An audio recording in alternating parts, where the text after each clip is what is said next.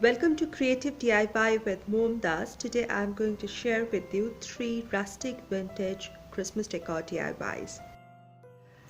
Last month I made a lot of crafts using old book pages. This is just one of them. There are a huge lot of them which are in my paper crafts playlist. So I'll link it down below and you can check it out in my channel for some wonderful ideas on them.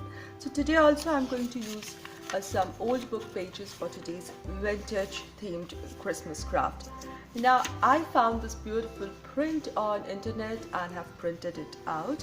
I'll be needing any of the prints you want. You can take any of them. Then I'm taking this lid of a jam jar or mason jar. This is already in gold, so I won't be doing anything much to it.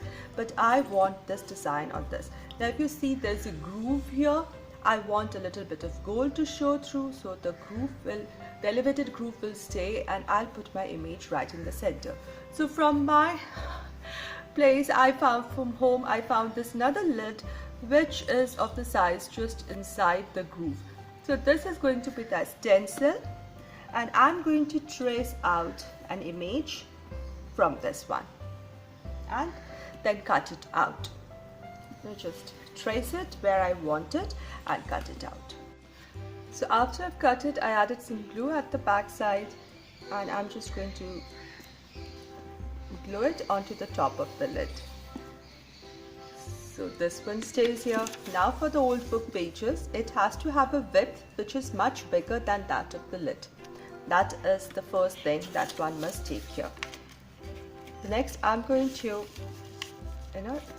cut it lengthwise.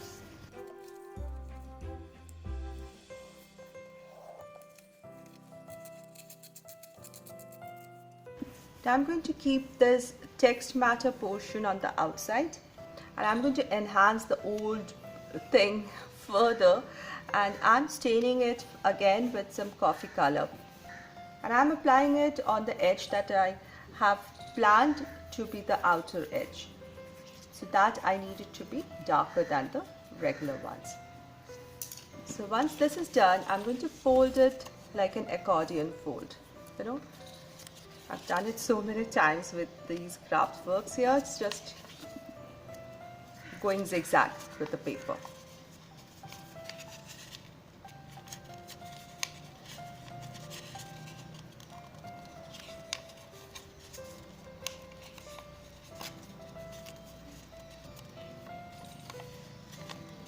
Use up the entire length like this. Now this end can be glued onto the next one. So again with this one. So the second one is also ready. Now keeping the stained edges outside, this is the end where it finished, and I'm going to add some glue onto this side and join the two pieces together. It should look seamless as much as possible. So this is our folded paper, and this can fan out like this, and I think I need to add a little more paper in order to make a circle out of it. So more of these. My today's video is part of the Christmas Decor Challenge that is being hosted by Amanda from 6 Kids and a Glue Gun, Crafty Cove, Mama Can Make It, and the Rusted Willow. So all the links to the channels and to the playlist will be given below. Now once the whole length is glued, so there are 2 sheets of paper and 4 folded such pieces, and when I bring it together, it forms a beautiful circle like this. So once this is done, this is the back side, and here is the front side. And then I'm going to take this and glue it right in the center like this. And of course a little bit of coffee stain to just make this vintage looking print more vintage.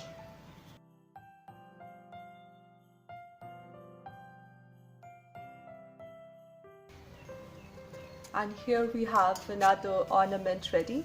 I'll just add a little string on the top for hanging.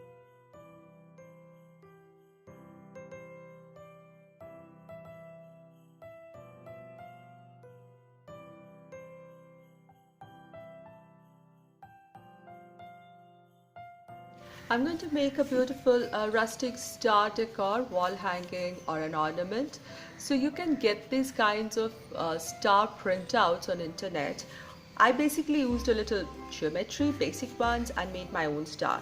Basically you have to have a center point, a fixed radius, and then at 72 degrees I made similar length lines and then went down to find the center and some joining lines. So I made a regular star. Now using this as a stencil, I took a paper with vintage calligraphic handwriting on it, placed it, traced it, and cut it out. So I have two papers now, and I'm going to glue it like this. So this will give it the thickness and the strength.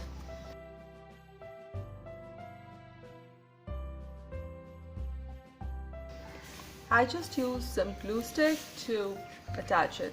Now I'll turn it over, and these are the markings. I hope you can appreciate on the camera. These are the pencil lining, and these are going to be my guides. Next I took a stiff straight edged blunt ruler or anything similar, and I'm going to fold these, make the creases of, there will be creases which will go outwards. So this is the back side, so I'm folding it likewise, make sharp creases, and then I'll turn over and do the other creases.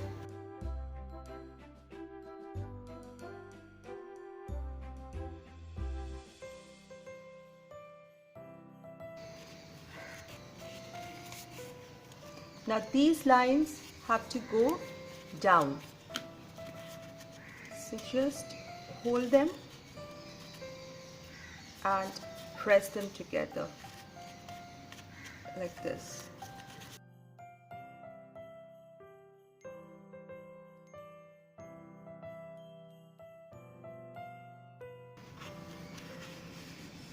Now this is the facing side, and see, I can fold it flat like this. So doing this, the creases become more defined and sharpened, and the points are sharp now. I can flatten it slightly, so it's now a 3D star ready. Next I took some coffee powder, instant coffee powder, and I'm mixing a little water with it to form the coffee stain. So less water, less stained, and if you want deeper stain, you can add more coffee to it. And then let's give it a little vintage rustic look, especially around the creases and the edges. I love the smell of the coffee. Otherwise you can use colors.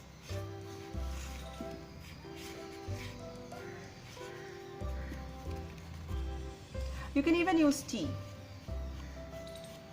You're a tea drinker.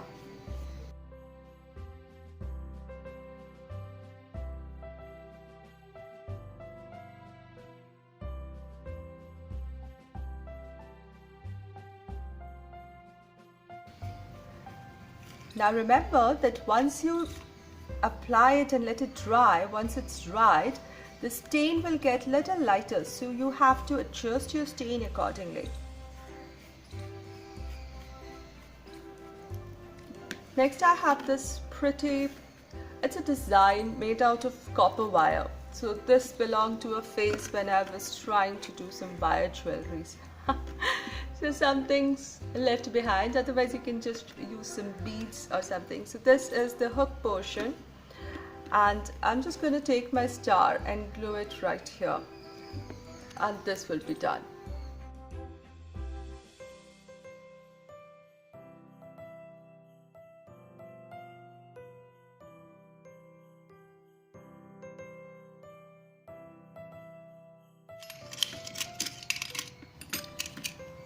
No, I'm not going to start baking right now. But these are the different molds and the icing nozzles. These are old stuff, like this was given to me by my aunt, and these are pretty old, and I'm going to use them to make a wreath. So for the wreath base, I'm going to take an embroidery hoop, and this is a wooden embroidery hoop, so it's pretty rustic in its own self. So I'm going to place it like this, and then before I add these, I'm going to cover it because these are all in white metal. So I'm using the silver wire mesh ribbon to make a little bow to add here.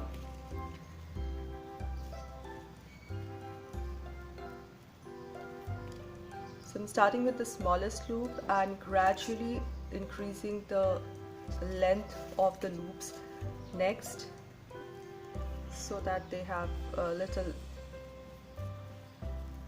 even lengths together like this.